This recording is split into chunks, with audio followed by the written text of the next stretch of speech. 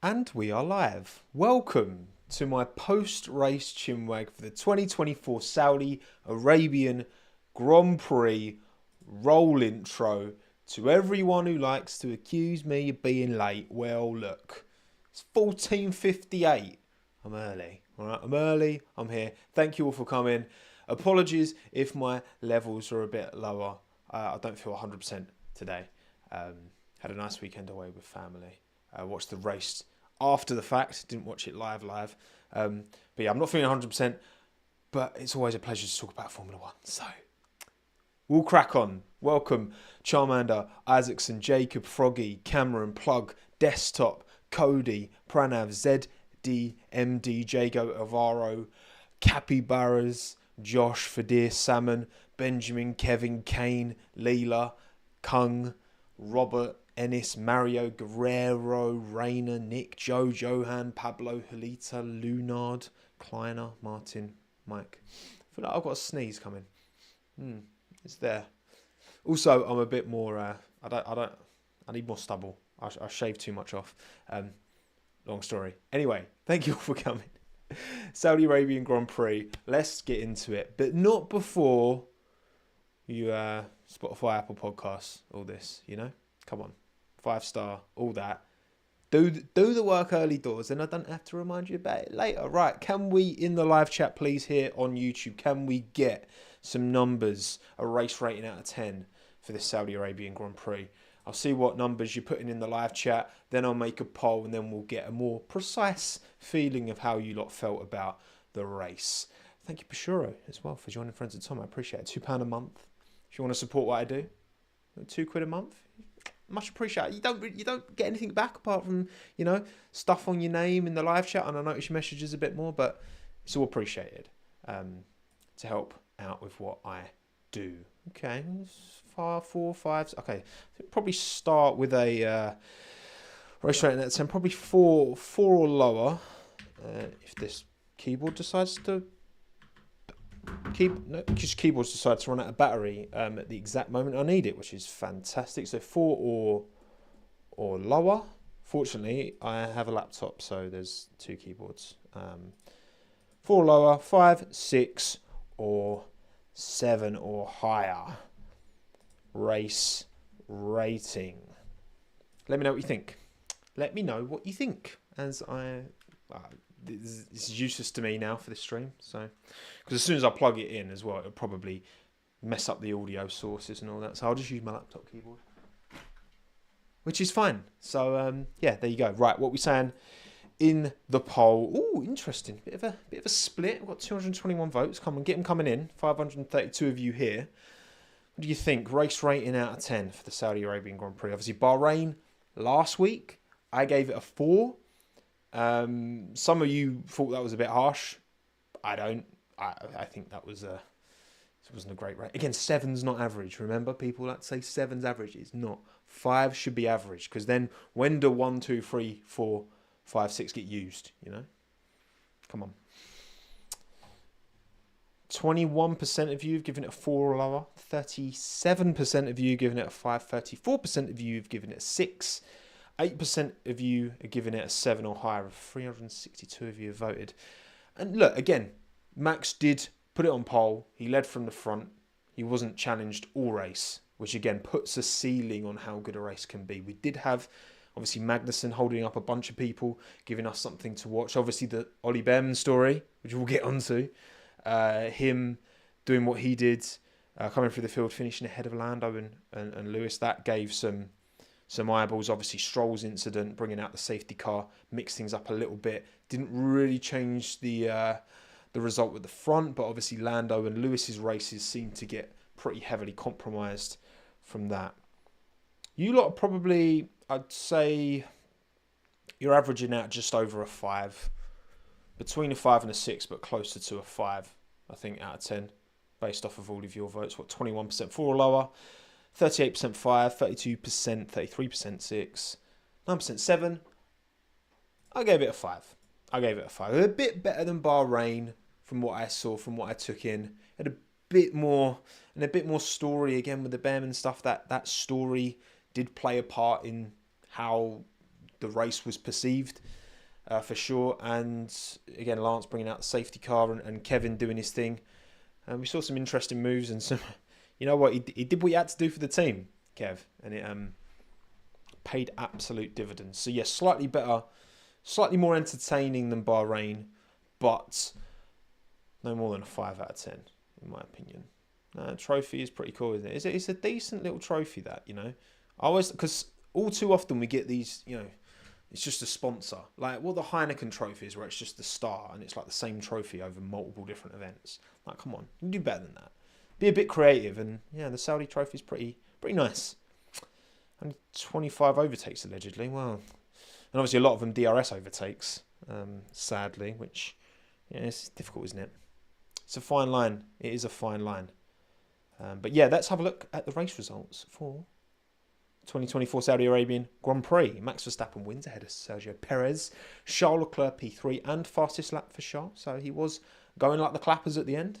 Was Charlie Boy. Oscar Piastri P4. Very good race for him. Out-qualified Lando. Stayed ahead. Pitted when the safety car came out, which ended up working for him. He was stuck behind Lewis for a very long time though. Lewis on his scrub tyres. Maybe should have got past him sooner. You got to think so. Fernando Alonso P5. I think given where that Aston Martin is, I think he's excelled himself there, finishing ahead of George Russell. You see how much pace Mercedes were losing in Sector 1 to McLaren's pretty crazy. George was P6 in the end. And Ollie Behrman, P7 on debut, was chasing down, was catching Russell and Alonso. You look at the gaps in that last stint where Ollie was going full send to keep Lando and Lewis behind him. He was bringing him in. Jesus, don't ask about the facial hair, all right? I don't like it. It's not enough. It's not enough. Nico Hulkenberg, P10, first team in that bottom 5 to score a point this season, and it's Haas. They had a great weekend last weekend. I gave them banger team of the weekend. You lot disagreed. There's an argument for Haas this weekend again. Of course, things didn't go quite so good for K-Mo, but he still finished 12th in the end. Jesus, with the amount of with the amount of bloody penalties he had, you know, he did what he had to do. In the end, did what he had to do. Then Albon, Magnussen, Ocon, Sargent, Tsunoda, Ricciardo, Bottas, Joe, Stroll, Gasly, no finish in the end. So that's how it went. Driver standings are as follows, and thank you, Ollie, for jumping in and meaning I had to change my graphic. I mean, I assumed we were going to see more than 20 drivers this year. So there is just Nico moves down there and boom, that moves across. Lovely. All right. It's not the wrong graphic, MGT. Stop trying to mess with me. All right. I might not be feeling 100% today, but it takes a while to actually, went out to move these graphics around and add Ollie in various bits and all that. It does take a while. Maybe I'm just slow. That could be the thing. So I took the graphics from whatever. Doesn't matter anyway. So Max 51 points, Checo 36, Leclerc 28, then George 18, Oscar 16, Carlos 15. Obviously didn't participate in the race. Get well soon, Carlos. We saw him back at the track on Sunday though. After his operation, already up and about. Obviously we know with Alex when he had his operation. He had complications post-op, so there were a bit more, quite significant concerns around him at one stage, as far as I'm aware. But Carlos was straight up and out at the track, giving some moral support to the team, which was good to see. Bless him. Oh, Carlos, and he reenacted that picture. Did his dad have dodgy appendicitis? That's it, appendicitis. Because, you know, there's a picture of Carlos Sainz in the hospital, Junior, laying in the bed, and then Carlos Sainz Senior's got the phone out. And then it's a throwback to when Carlos Sainz Senior had I think appendicitis, and he was in the, and then someone, I don't know who was next to him, was holding the phone, and they like reenacted the picture. Dodgy appendix. Those appendixes, they get you. To be fair, when I had my kidney stone last year, they initially thought it might have been in my appendix. But it wasn't. So didn't need to operate. I just was in horrific pain for many an hour. Thank you, Bashiro, for gifting 5 Tommo memberships. Very kind of you. It's a tenner's worth of memberships. Much appreciated, Bashiro. Very kind. Very, very kind indeed. But yeah, Behrman's P10, Gasly P21. P21, Pierre. But he wasn't expecting that when he moved to Alpine last year. In 2024, in his second season, he'd be 21st out of 20. Yeah. Ouch. Not good. But yeah, Hulkenberg get a point on the board, which means that Haas are P6. Look at them. Look at Haas go. You know what? Haas have taken so much slander over recent times. I'm proud of them, you know? I'm proud of them. Deep down, I'm proud of what the job that Komatsu has done at that team to... And again, look, obviously he's been a part of that team for a long time. So the beauty of promoting someone like him in the same way that it was a really, strong move to promote Stella. Stella had been at McLaren for a very long time. I'm sure he understood what things were working, what things he felt could be done better, and was able to immediately implement them. And I imagine the same is with Komatsu, right? Especially with that team having such a weird structure.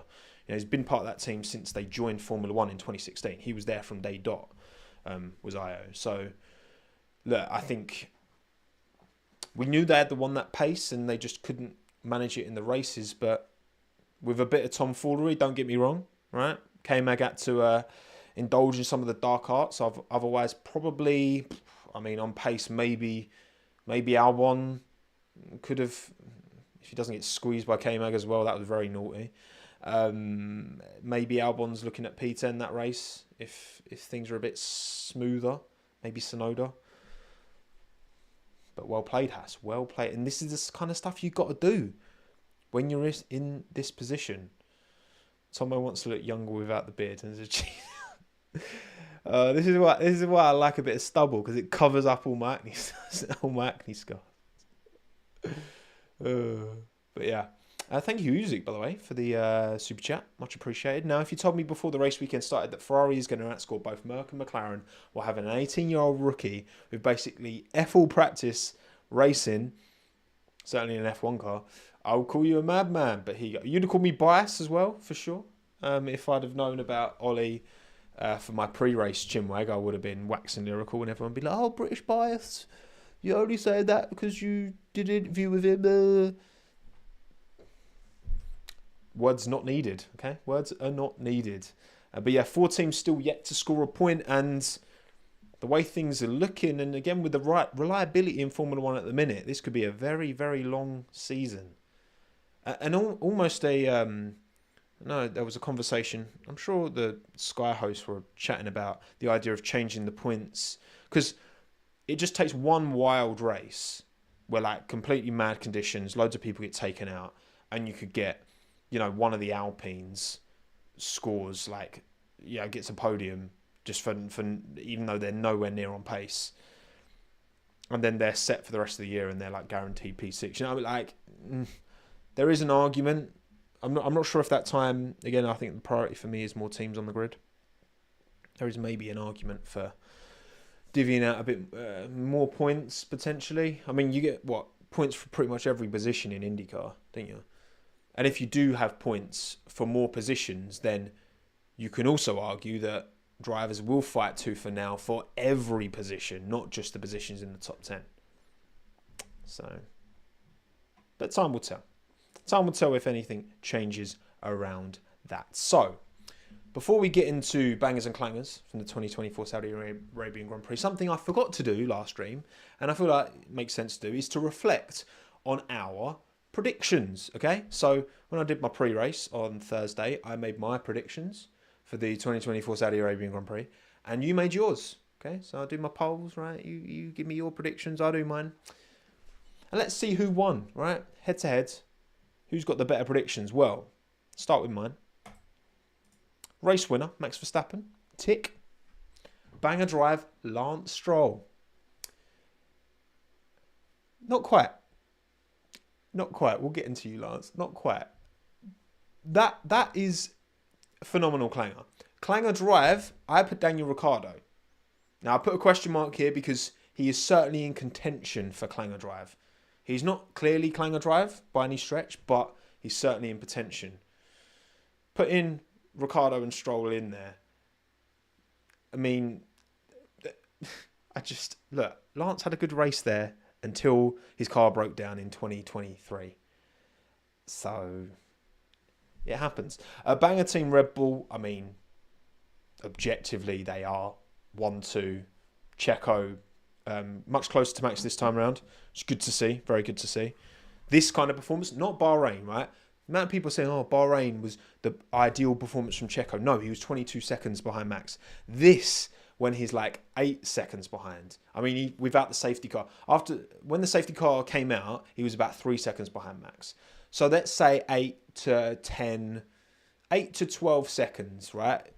Without the safety car, that would have probably been the gap. Anywhere between 8 and 12 seconds. That's fine. That's what he needs to do more consistently. Not 22.5 seconds, right? But anyway, Clanger Team Racing Bulls, again, question mark. They had a very poor race for sure. Ricciardo, long pit stop. Plus he spun himself. Sonoda was stuck behind Magnussen for ages. You can certainly argue we should have got that move done. But yeah, all in all, not very disappointing from Racing Bulls. The expectations were high for them, and they seemed slower than the Haas. At least Stroll didn't spin on his own. Well, no, but he crashed into the wall on his own. What's worse? What's worse, crashing into the wall on your own and ending your race, or spinning on your own and then continuing? I mean, it's obviously crashing into the wall. But yeah, either way. Not ideal. Not ideal. So those were my predictions. So I've got kind of 2 out of 5 definitely. Arguably 4 out of 5. But let's say 2 definitely out, right? Let's look at yours. Because, wow, you lot stink, right? Race winner Max. Yeah, well done. Bravo. Banger drive Lando. He was out-qualified by Oscar. He was behind Oscar. Yes, obviously, the timing of the safety car and the fact that McLaren decided not to double stack hurt Lando's race long term anyway, but he certainly was not banger. That's for sure. Clanger drive, Ocon was P13 in the end in the Alpine, which, I mean, it certainly wasn't the clangingest of drives, was it? Wasn't great, but yeah. Banger Team McLaren, high expectation, obviously Oscar. P4 in the end, which was good. It's a good race from McLaren, but not a banger race. Come on.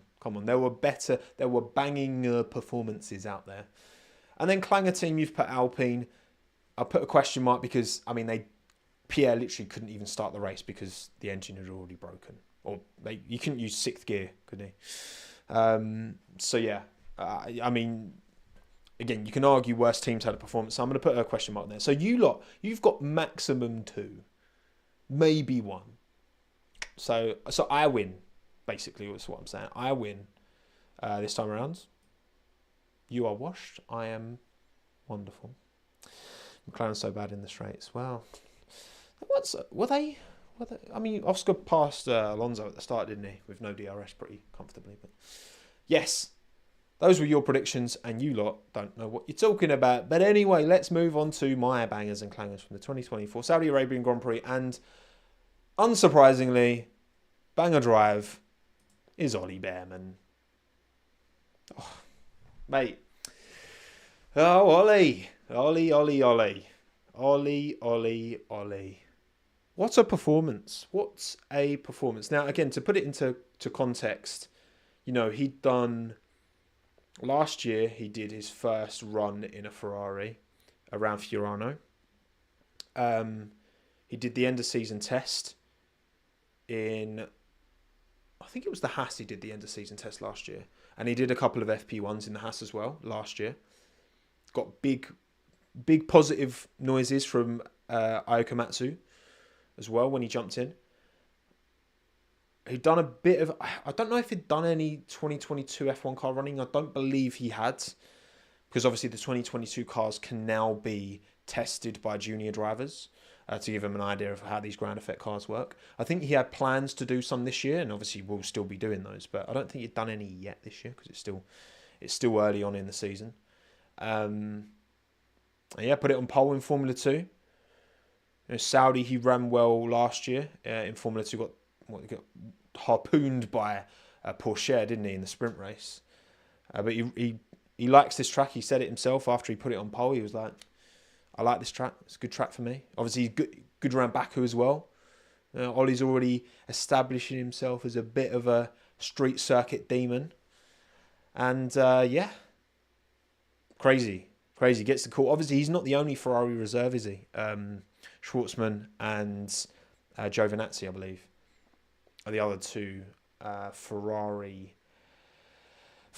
reserves. But he's there. He's shown that he's got pace in F2. I'm not surprised. As much as it would have been really interesting, I would have, for Schwartzman, I'd have loved to see him get that opportunity for him, because I just think he's chronically underrated. I think he'd do a great job. He's obviously doing Ferrari World Endurance and that. But obviously, I'm chuffed for Ollie. Obviously, right? Obviously, I have a vested interest in Ollie, and yeah, he smashed it, didn't he? I mean, he's 36 thousandths off of knocking Lewis out and getting into Q3, which would have been crazy. Like imagine the papers in the UK have been pretty mad, right? There's been a lot of talk about him, thrust him into the public domain, right? Like overnight.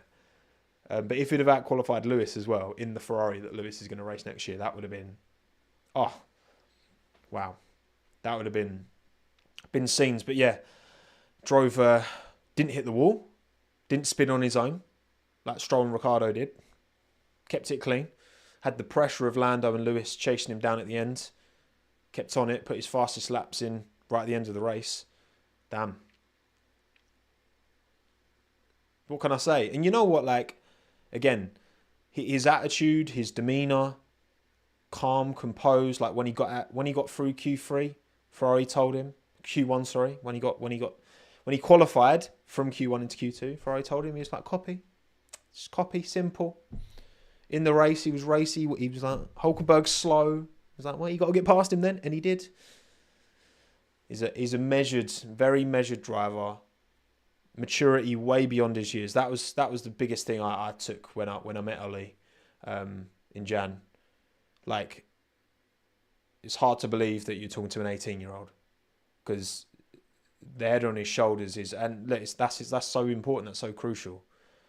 Being able to play that mind game. So you know what? Actually, him dealing with the pressure, I wasn't surprised. I think, you know, the pace he was able to show was more of a surprise to me, and just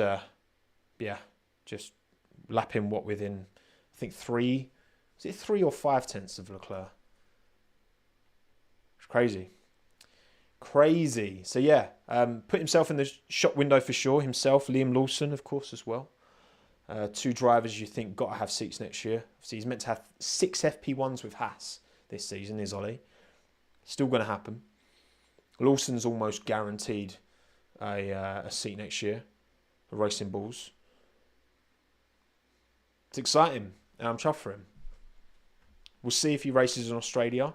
I reckon Sainz will be back in the car, given how quickly he was up and on his feet. Obviously, getting back in an F1 car is a different thing entirely, but either way, just like Nick De Vries did in 2022, Ollie saw his opportunity, got his opportunity, and took his opportunity. On to the next. But what about Clanger Drive? There's 2 names, isn't there? It's either Daniel or Lance, and I've gone Lance. Because, yes, both got out-qualified by their teammates. Both had unforced errors. Ricciardo did have a really bad pit stop, which put him right at the back, which definitely made his result look worse than it probably was. But Lance crashed into the wall and totaled his car. Daniel spun, which is bad, but Lance's mistake was worse. So it's Lance Stroll, Clanger Drive, I'm afraid. Not too many arguments about that. His race engineer was like, oh, can you drive it back, Lance? And he was like, no. No, I don't think you're realising the situation we're in right now. This car is totaled. So, yeah. Do I have a new camera? No, I just have a new face, which I don't like. It's awful. Banger team. In a few, said Haas. Obviously, Haas played a worldie with Magnussen to kind of use him to get Hulkenberg that P10. But at the end of the day, P1 and 2 from Red Bull, with them being within 10 seconds of each other as well. 8 to 12 if we're excluding the safety car. It's a better team performance from Red Bull to get. There wasn't really much pressure on Checo. He was able to deliver that pace and performance. It's funny because last week I went with Haas for banger. You went Red Bull, and everyone was like, "No, it's Red Bull." And now this time you lot went Haas. I see you in the chat. You're all going, "Oh, Haas." I've gone Red Bull, so Zed's take. Yes.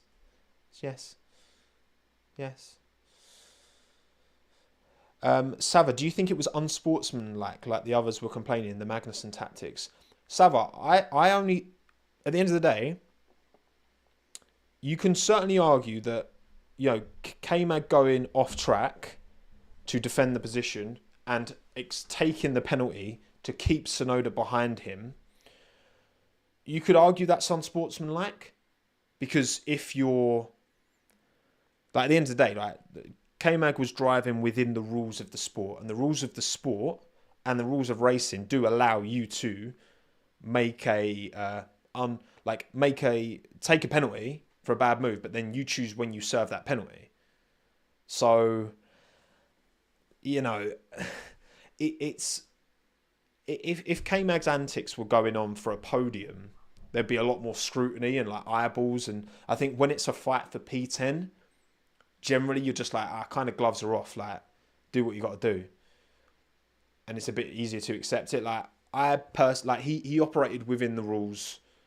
Him squeezing Alex into the wall was a mistake from him, clearly.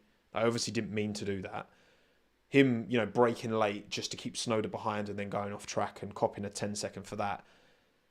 Yeah, it's the dark arts, isn't it? And sometimes you got to play that.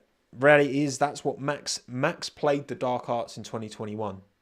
And when push comes to shove and everything's on the line, you have to play the rule book to your advantage. And Max did it, whether it was in Brazil, whatever, plenty of examples in that season. And he came out on top. And sometimes you just got to do that. And in Haas's position, that 1 point could be absolutely pivotal to a team like that apparently they can't even get sponsors. Well, it's finishing P6 instead of P10 and ahead of a manufacturer like Alpine, you got to do what you got to do. Game's the game. Game is the game. But yeah, banger team for me, Red Bull. For you, we're not doing yours yet. We're still doing mine. I just completely forgot. Clanger team, I've gone Sauber. It's P18 and P17. And Joe had a terrible pit stop. Yes, obviously Joe, he messed up in qualifying. Well, crashed in FP3. They couldn't get his car ready for qualifying, which is a Herculean L for him. Terrible pit stop for Joe in the race. And not much to say about Valtteri's race at the end of the day. But yeah, Sauber, they just don't seem to have the pace in the car. The one that pace is putting them back. Both cars out in Q1 for the second race in a row, right? And slow pit stop for Joe. Not good enough. Although we do know now that Haas are going to take 100% ownership of Sauber. So they're going to fully own it. Finn Rousing is selling. Originally, it was meant to be 75% in gradual chunks. So in 2023, 25%. In 2024, 50%. In 2025, 75%. And then they'll keep that 75-25 split going forward. Did I just say Haas? Oh, sorry. Sauber. Oh, dearie me. You know what I mean, right? Haas owns Sauber. Audi owns Sauber. Haas. Gene will never sell that team. So obviously I'm talking nonsense. Thank you, Versatility, by the way, for the super chat. If I wasn't doing this live, I wouldn't have picked up on my misspeak of words there. So thank you for calling me out on that. Thank you, Versatility, for the super chat. The current problem with F1 is none of the penalties are as bad as the infringement. None of the teams served their penalties and it only affected Yuki. This is always going to be I think that's where you need consistent stewarding of like ex-racers who really, really understand more than any of us do, right? We're just people watching, we're fans, right? But they really understand the technicalities of racing. If you can have this consistent set of stewards that can look at an incident and judge the context, because yes, like any sport, you have general rules that you kind of apply to it, but there's so much nuance. There's so many, but in 10 fine margins, right? And I know that what Palmer on the comms was like, oh, he thought he was really harsh, the 10-second on Magnussen. Maybe it was, but also he was doing everything in his power to keep Yuki behind, even if it meant copping a penalty, because he was playing the team game for Hülkenberg. So, what do you think of this? Drivers should serve the penalty within 5 laps of receiving it. Yeah, that's an interesting one. Obviously, it would then change your strategy completely, which then adds to the penalty itself. Getting a 5-second penalty and serving it whenever you want, including after the race, is not as harsh a penalty as a 5-second penalty that you have to serve within 5 laps, because that will then probably, almost certainly, compromise the remainder of your race. So, I don't know. Kind of in two minds about that. With the pit lanes closed, yeah, again, that opens up a lot of potential eventualities where that could maybe fall down. Thank you, Lowell, by the way, for the super chat as well. Hey, remember 2012, man? What a great season. 2012 is a banger. So Fernando's surge at the end, but Vettel still managed to clutch it out. But 2010 and 2012 were not dominant from Vettel. This is what, whenever we talk about domination in the sport, this is what gets lost. Like, has Max been dominant since this ground effect regulation has taken over? No. Charles was way ahead of Max at the start of 2022. Even at the start of 2023 last year, Checo was, all right, yeah, then you can say Red Bull were dominant, right? But like Max being dominant, specifically Max. Like, it was 2-2 at the start of the year while Max was still getting on top of the car, and then he unlocked it. And from Miami onwards, he's just been, since Miami, Max has been dominant, yes. But he hasn't been dominant for all of ground effect. Lewis, was he dominant? Was Lewis Hamilton dominant for all 8 of those seasons, apart from the one that obviously Rosberg won, that he spent at Mercedes? Well, was it 8 seasons? Whatever, since 2013, sorry. Well, 2013, Seb won it. 2014, he was fighting with Rosberg. 15, fighting with Rosberg. 16, lost to Rosberg. 17, Vettel was up there. 18, Vettel was up there. 19, pretty dominant. 20, very dominant. 21, back with Max. So, like, 2 of those years were dominant from Lewis. Lewis specifically. That's just the... but it's very easy to just be, it was just all dominated the whole time. But even, again, these ground effects, he's not always been dominated by Max. He's been dominating for like 1 year, basically.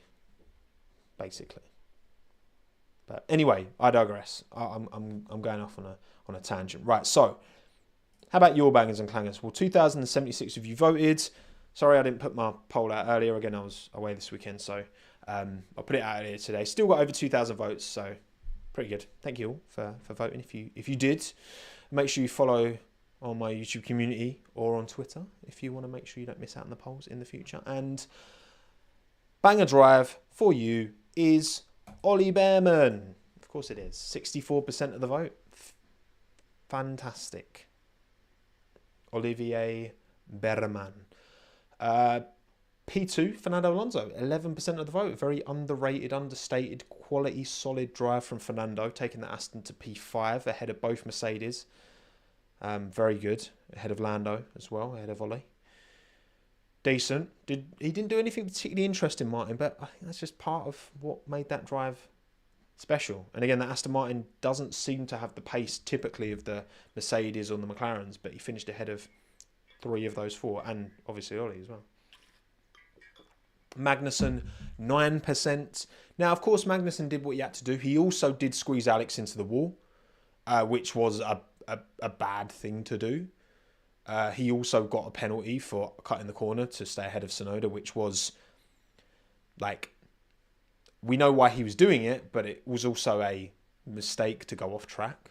He couldn't keep it on track to keep Yuki behind. He did what he had to do. I get it, but it's not all wonderful.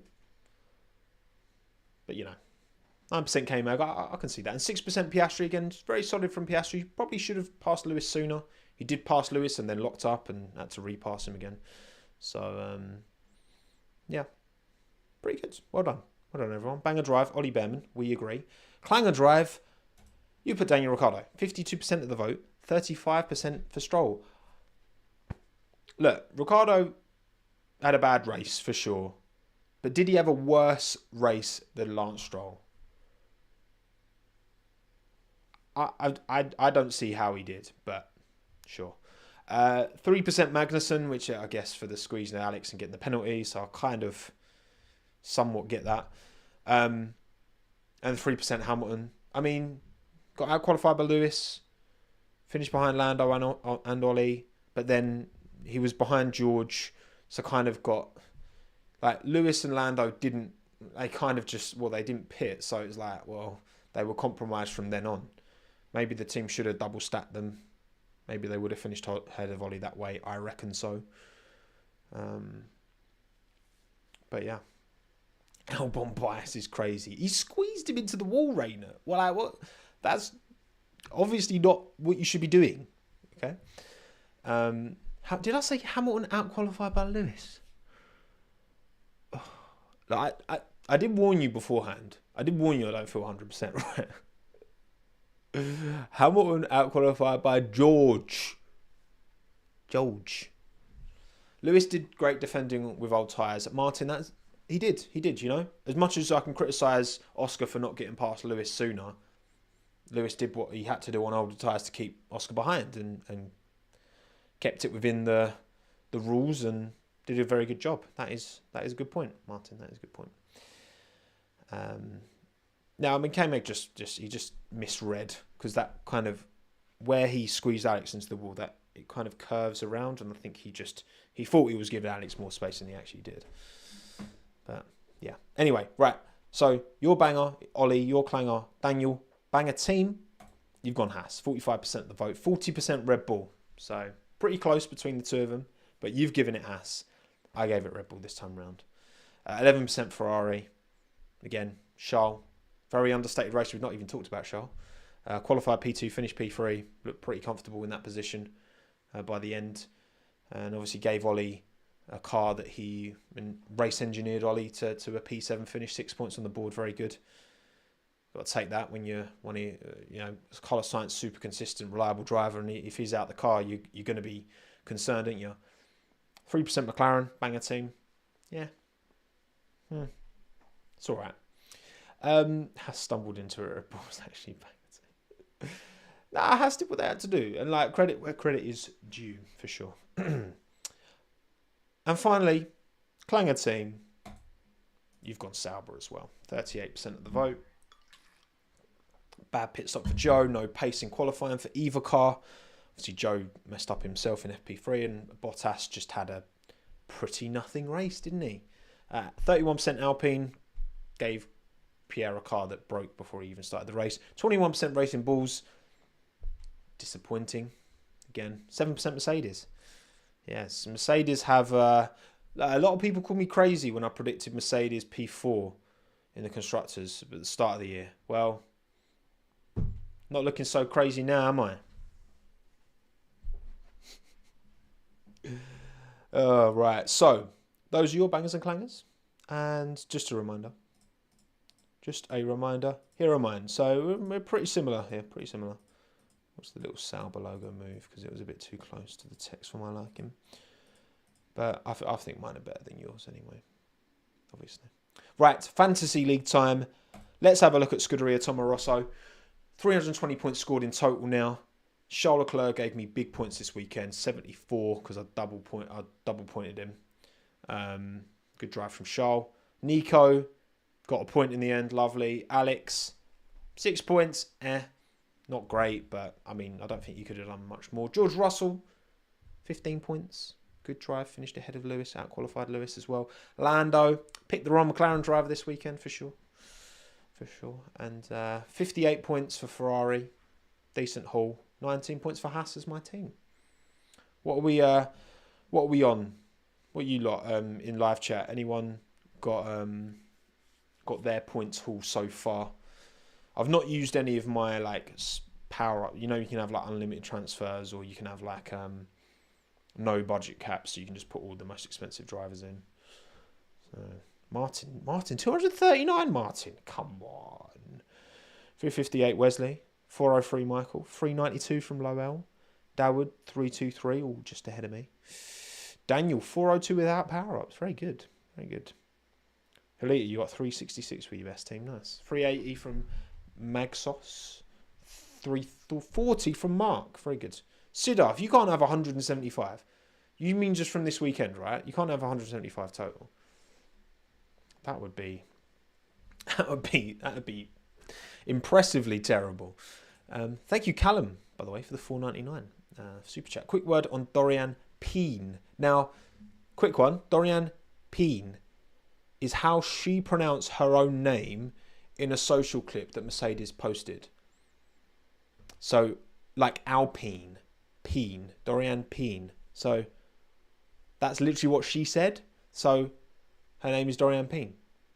People saying Pin or Pin. It's Peen. Don't shoot the messenger. Situation at the end of the race. One of the strangest race finishes I've ever seen. Yes, if you didn't catch the F1 Academy this weekend, see Dorian kept it pretty dominant. Abby Pullen was giving her something to think about in the race, in both races really, especially the second one. So a bit more so. But yeah, Dorian won the race, and then the team didn't tell her that it finished, and she didn't see the checker flag. So she did a whole nother lap, crossed the finish line again, and that got her a 20-second penalty. I think it was 20 seconds, which then dropped her back to, I don't know wherever she finished in the end. So that gave Abby Pullen the win, which is like, I mean, that is, come on. I mean, the thing is, she's the best driver in F1 Academy, so she will win it. And rules are rules, so I guess that's just the way it is. Was it 9th? Oof. Damn. But yeah, so she got dropped from 1st to 9th because of technicality, basically. It's one of those rules, isn't it? I mean, she should have seen the checkered flag, but also the team should have told her, obviously. Did Prey, the engineer, like I think she's Prima, right? Mercedes, but she's Prima in F1 Academy. I mean, they just walk off and be like, oh, we'll meet you down there, Dorian. I'm sure you know it's done. She's like, I'm just still going, full flat out. Yeah. Maybe she just, wanted to have. She was enjoying herself too much, more fun. But yeah, fantastic drive from her this weekend. Really set a standard. But I think Abby's a very, very competent, very, very good driver. I've seen her racing a few times now, and she's clearly got pace under her.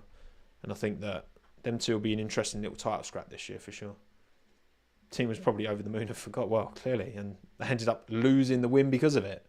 What a terrible way of losing a win, but is what it is. Is what it is. So that's my fantasy league done. I also want to talk about F2 briefly, before we'll go team by team. A lot of the teams we've already talked about in length, but there'll be a few different little stories I want to kind of cover. And my bangers and clangers from this weekend's F2 race. Well, obviously, Ollie put it on pole, but withdrew because he was racing Ferrari in F1. Banger drive for me. Dennis Hauger, big points on the boards. Great result in both the sprint and the main race. Dennis, this has to be his year for sure. 3rd year in F2. Was F3 champion. Kind of like how Felipe Drugovich, in his 3rd year, that was the year to shine. Teo Pourchaire as well in his 3rd year wins it all. This needs to be Dennis Hauger's year, and he had a very good Saudi Arabian Grand Prix weekend. Clanger drive, I've given it to Rotomo.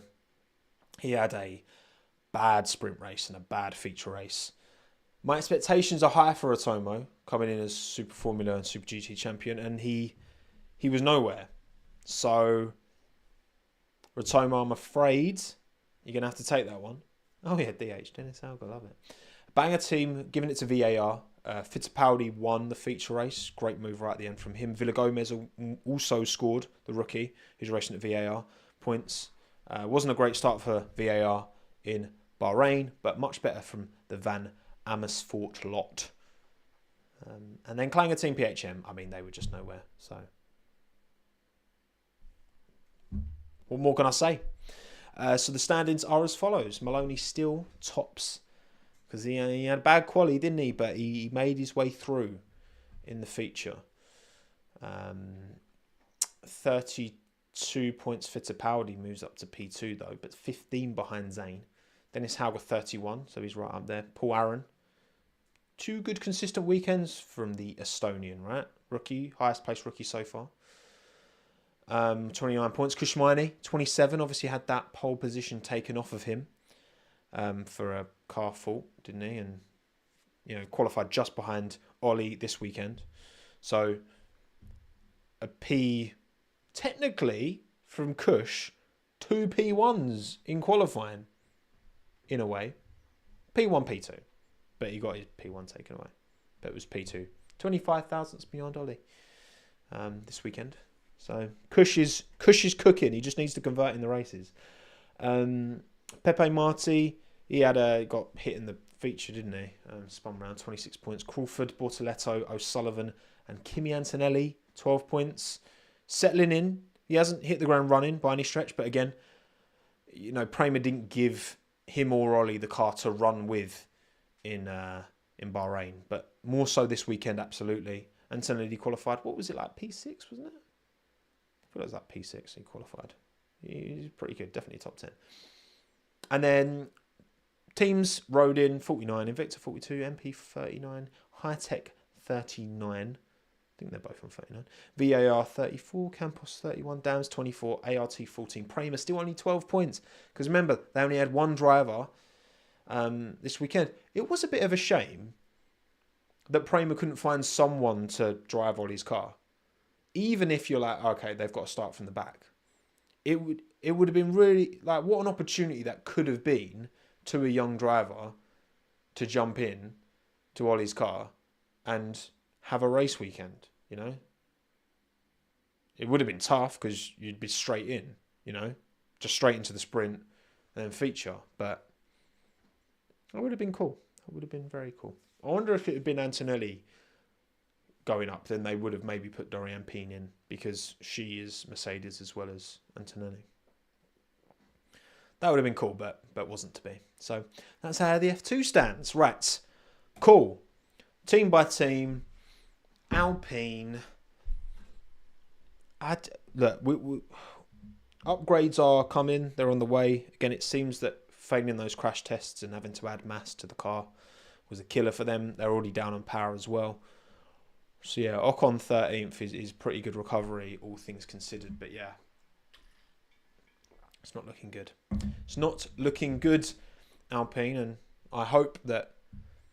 Again, I think Gaz is going to stay for the long term, but I think Esteban needs to look for a move elsewhere because he's been at that team long enough, and I think where they were in 2020, even like his first season, where he couldn't really capitalise on it because he just wasn't there with the car. He didn't adapt to it, and Ricciardo was flying, Tough for Alpine. Not much more to say on that. Aston Martin. I mean, look, Fernando's got a P5 there, and he's probably driven an unreal race. I feel like he probably did. Just goes under the radar. And Lance, like, how much longer can Lance continue to make these high-profile errors? Like in his F1 career, it's just not good enough. And those good moments, I believe did have a really good weekend, and they just don't come anywhere near often enough. And typically he starts the season well, but you just can't make a mistake like that. You can't make a mistake like that. Not when you've got, again, you had Ollie come in, you had Liam come in last year, De Vries come in the year before that, and not make these mistakes. And for a driver of his experience, yes, I know they're only human, right? Of course, but it's all too often for Lance, all too often. I mean, I think he should do 25 World Endurance with the Valkyrie. I agree. Helita. I think that's the sensible move. But I mean, De Vries did well when he was in the Williams in Monza. Obviously, not so well when he actually did it. But, yeah, look, it's a fine margin mistake for sure, but these happen far too often with Lance. Far too often. So yeah, it's not good. Not good. Ferrari, on the other hand, obviously, Charles, great race again, great quali. Not much more he could have done, I think, in the race. He could have. I'd have liked to see him fully block the inside when Checo made that move on the inside of turn 1 on him, just to make Checo work for it a bit more around the outside. But then obviously the outside becomes the inside, so I think Checo would have probably got him anyway. But that's my only kind of slight what if, I guess, for Charles' race. But yeah, I think it gives them a lot to. They've seen Ollie in the car now. They've seen what he can do. 6 FP1s for Haas. I mean, if he doesn't get that Haas seat in 2025, I mean, surely that's as guaranteed as you like. And then it's who is he alongside? Maybe with Audi stepping up their shareholding, and Hulkenberg finds that Audi project a bit more interesting now that they've really kind of seem to be taking this team acquisition a bit more seriously. Even Magnussen and Behrman could be a really good lineup for Haas. As much as Magnussen had a bad year last year, I think he's got more in him than that, and I think he's done well so far this year, for sure. But yeah, get well soon, Carlos Sainz. Hope to see him back in the car in Australia, because as much as it's been nice, and obviously I've been chuffed for Ollie seeing him get the opportunity he has, Carlos's seat, and I want to see Carlos back in there and doing bits and putting himself in the shop window. That's what I want to see. No, I'm not saying Haas would choose Magnussen over Hulkenberg. I'm saying Hulkenberg could be tempted away by Audi, and then if that is the case, then having Magnussen, Behrman would be pretty good, I think. I mean, K-Mag had a bad year last year, but I think he's going to have a stronger year this year. I think he's going to be closer to Hulkenberg this year, in my opinion. Talking to Haas, yeah. Look, who saw this coming, It's crazy. Crazy the moves that Haas have made to just get on top of their tyre. I mean, again, having that 1 lap pace, I guess does show you that if you can, there is a way of engineering around the other struggles. There is a way, and they found a way, and they've done it successfully. So well done, Haas. Very happy for Ei Komatsu. Yeah, point on the board. Were they the 6th quickest team this weekend? Again, Magnussen had to, engage in the dark arts to get that P10 for Hulkenberg, so they probably weren't on pace the 6th quickest this weekend. But you got to do what you got to do when you're at this point, when you're at this place in the table, right? McLaren, again, Oscar's really had a strong start to the year, He's ahead of Lando. If we look at, let's remind ourselves of where team standings are. Let me just get the graphic up for you to see. Boom. Here we go. Oscar's 4 points ahead of Lando. Has had a good start to the year, very good start to the year. And again, that 1 lap pace was the biggest caveat, I think, around Oscar. And as much as I think still Lando's got that on him, for sure, it's a step in the right direction for Oscar Piastri. Out-qualifies him this weekend. Didn't have to rely on Lando hitting the wall like he did last year to out-qualify him. It's good. It's good. Oscar did great. And again, I think, as much as Oscar should have got that move done on Lewis sooner, Lewis also did a good job. It's kind of swings and roundabouts, isn't it? But yeah, high-speed corners, you're right, BW. I saw they were dropping over half a second on Mercedes in that Sector 1, where it's all high-speed, left, right. I mean, Suzuka, I think McLaren are set up pretty well there.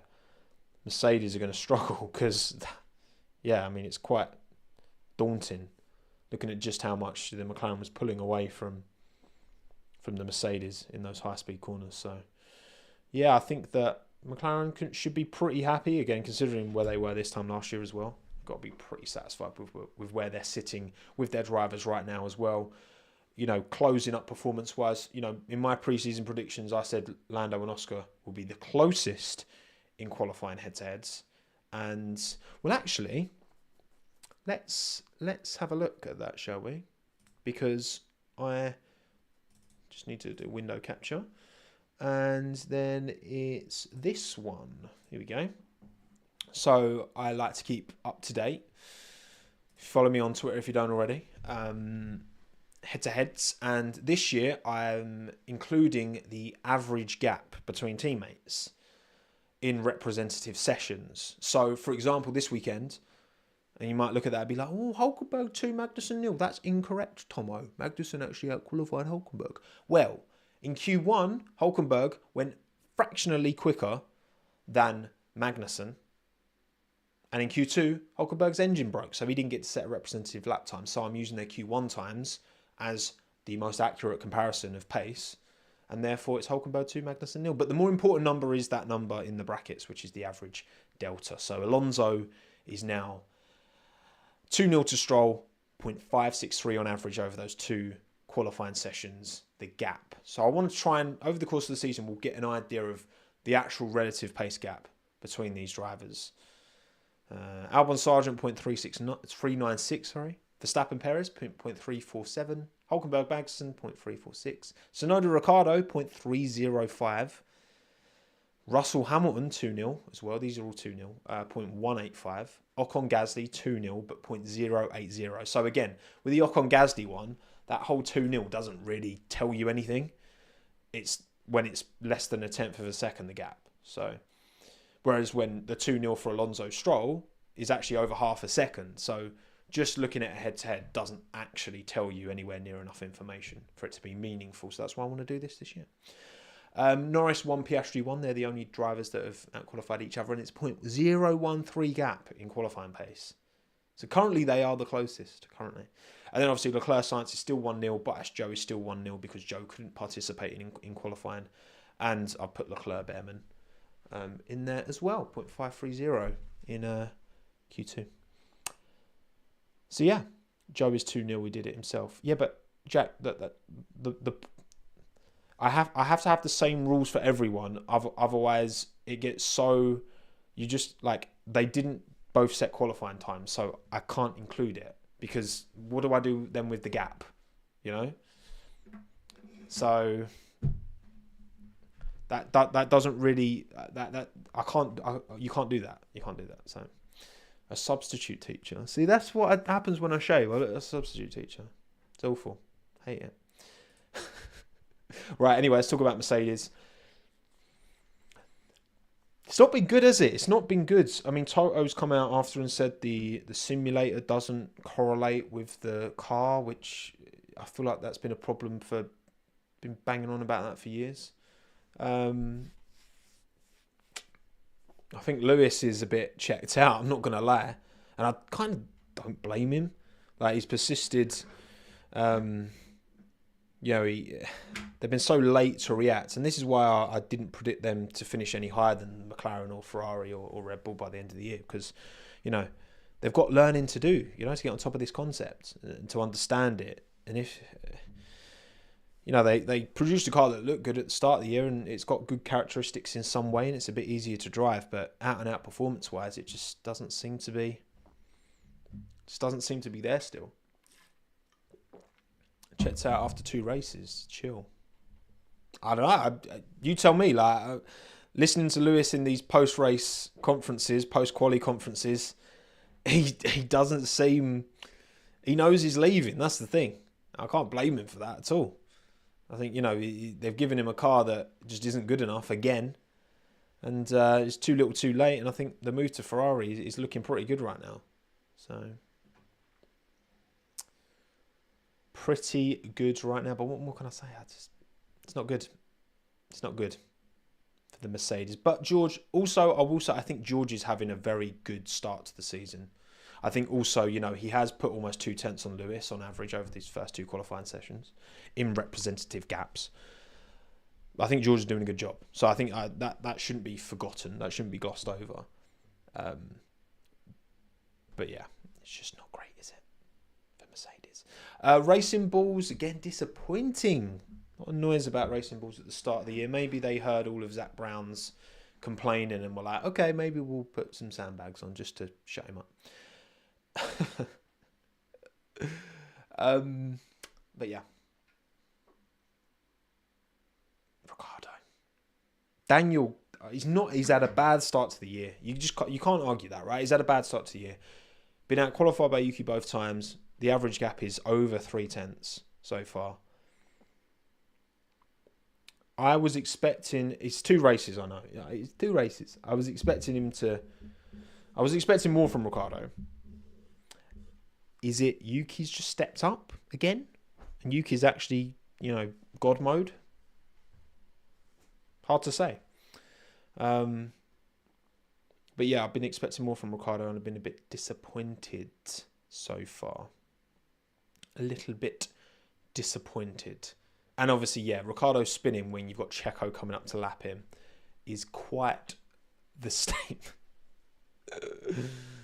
Oh dear, I need to see more races. Yeah, no, I completely agree. We need to see more races for sure. Just looking at what we've seen currently, I've been disappointed, somewhat, but he's got 24 races and we've only had 2, so there's plenty of time for Daniel to turn it around. But Yuki's doing what he needs to do to put himself in the shop window. That's important.